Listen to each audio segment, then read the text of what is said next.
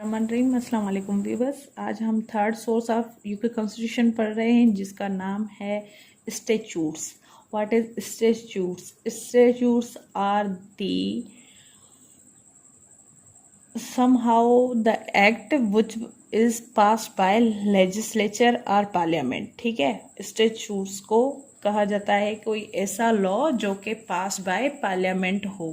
ठीक है, पार्लियामेंट के भी वो दोनों हाउसेस वगैरह हैं उनमें से। ठीक है, तो ये थर्ड सोर्स है इनका और ये ज़्यादा मोतबर सोर्स समझा जाता है आज के दौर में स्टैट्यूटरी लॉज। ठीक है, तो उस टाइम ये थर्ड सोर्स था यूके के कॉन्स्टिट्यूशन में। Third important source of UK constitution are statutory laws passed by parliament from time to time. वक्त के साथ वो मीन्स एक के बाद दूसरा, दूसरे के बाद मीन्स जो जैसे वक्त गुजरता गया ये पार्लियामेंट जो है यूके की वो स्टैट्यूटरी लॉज जो है पास करती गई। और जो पार्लियामेंट है वो एम्पावर्ड है इन स्टैट्यूटरी लॉज को चेंज करने के लिए जब कभी वो उसको फिट समझे, जब भी ज़रूरत पड़े। यानी क्योंकि मैंने बताया है कि जो यूके का कॉन्स्टिट्यूशन है वो एवोल्यूशनरी है, वक्त के साथ चेंज होता है। जैसे सोसाइटी की नीड्स चेंज होती गई हैं तो ये जो यूके का कॉन्स्टिट्यूशन है ये वक्त के साथ खुद को इवॉल्व करता गया है। ठीक है, और वो भी कौन करता है? उनके ही लोग करते हैं। और इसमें जो पार्लियामेंट का किरदार है वो बेहतरीन तरीके से इन्होंने डिफाइन किया हुआ है, इन्होंने मेंटेन किया है, क्योंकि इनकी पार्लियामेंट जो है ना वो पूरे जो पार्लियामेंट है उनकी मदर है, यानी mother of our parliament. UK की जो पार्लियामेंट है वो सारे पार्लियामेंट की माँ समझी जाती है, क्योंकि सारे लॉज की जो बुनियाद है वो यूके की पार्लियामेंट से ही मिलती है। ठीक है, तो इसकी सेकंड पॉइंट है there are some important institute of British parliament, जैसे कि first one is reforms act. ठीक है, 1832। इस एक्ट के अंदर जो है वो एक्सटेंड किया गया, यानी जो हौसला अफजाई की गई या फिर एक एक्ट को मोतबर समझा गया, वो manhood suffrage to urban middle classes of England, यानी उनको सफरेज राइट वोट दिया गया।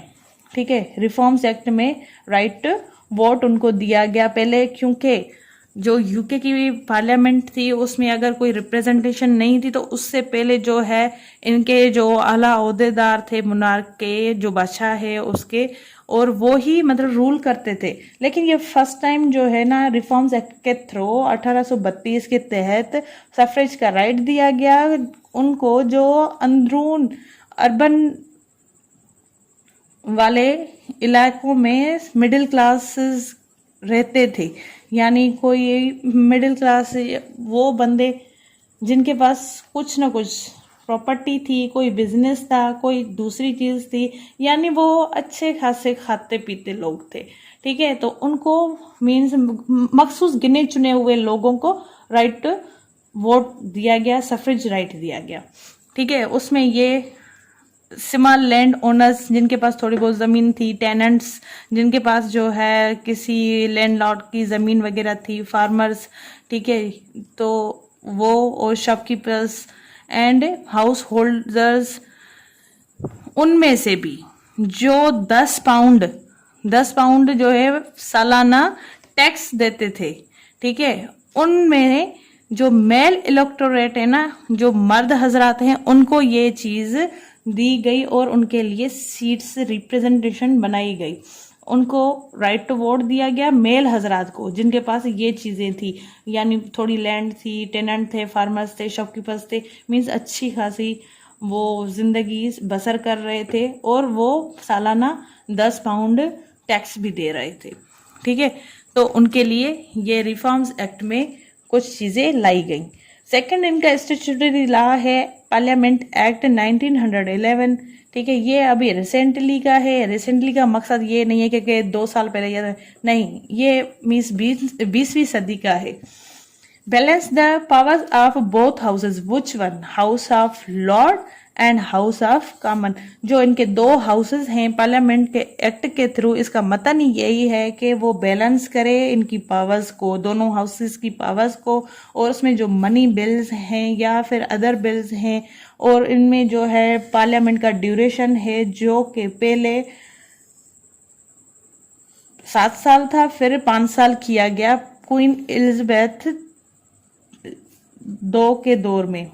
ठीक है, जो अभी इनकी क्वीन थी, क्वीन एलिजाबेथ लेट, उनके दौर में ये जो पार्लियामेंट का टाइम पीरियड है, ड्यूरेशन है, वो 7 साल से कम करके 5 साल किया गया।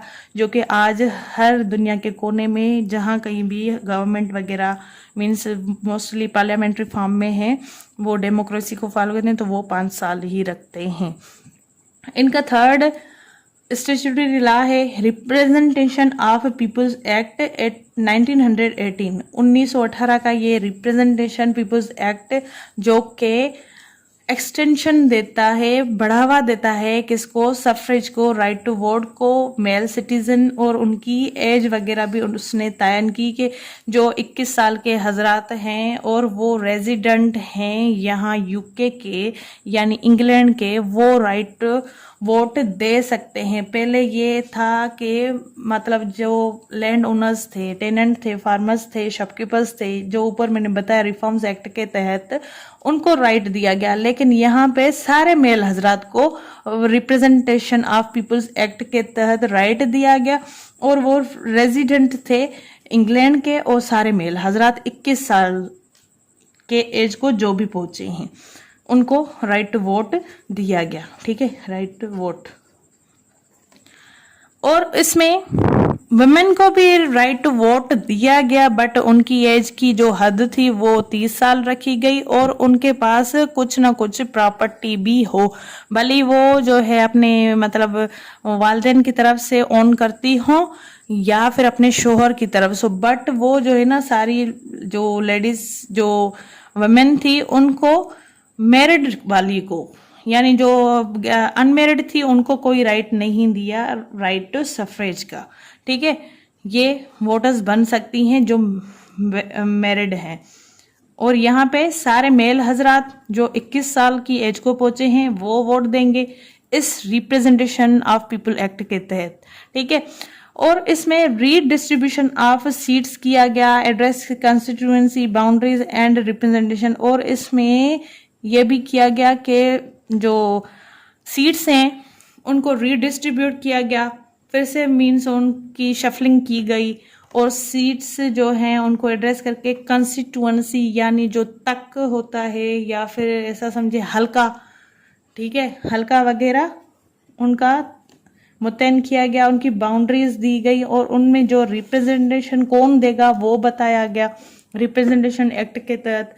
और इनका फोर्थ स्टैट्यूटरी लॉ है Statute of Westminster Act 1931. It recognized the independence of dominions like Canada, South Africa, Australia and New Zealand. और इसमें जो है वेस्टमिनिस्टर एक्ट के तहत इंडिपेंडेंस को रिकॉग्नाइज किया गया, किसकी, जो कनाडा है, साउथ अफ्रीका है, ऑस्ट्रेलिया एंड न्यूजीलैंड। इसमें मेन मकसद यही है। नाउ इंडियन इंडिपेंडेंस एक्ट 1947, इसमें ये है कि जो पॉलिटिकल पावर है इंडिया और पाकिस्तान में उस टाइम में 1947 में, उसमें इसको डिवाइड किया गया इंडिया के अंदर।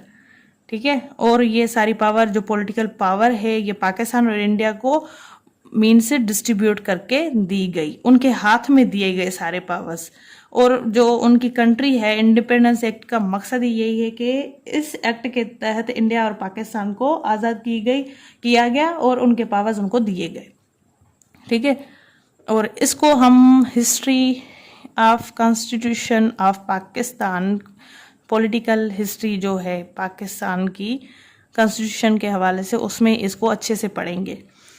ठीक है, and 6th one is local government acts of 1888 and 1924 and 1933 और ये जो एक्ट है लोकल गवर्नमेंट में, इसमें जो है ना लोकल गवर्नमेंट एक्ट के जो रूल्स वगैरह हैं वो बताए गए हैं, ताकि जो मिनिस्टर्स हैं और जो क्राउन है वो कैसे मिलके काम कर सकता है अपनी किसी भी जगह पे जो कि यूके के अंदर कंसिस्ट करती है। इसमें लोकल गवर्नमेंट का स्ट्रक्चर बताया गया है, उसके पावर बताए गए हैं, उसकी हदें बताई गई हैं, यही चीज़ें हैं। ठीक है, सो आज के लिए इतना ही। अपनी दुआ में मुझे याद रखें। अल्लाह आपका हामी नासिर। अल्लाह हाफ़िज़।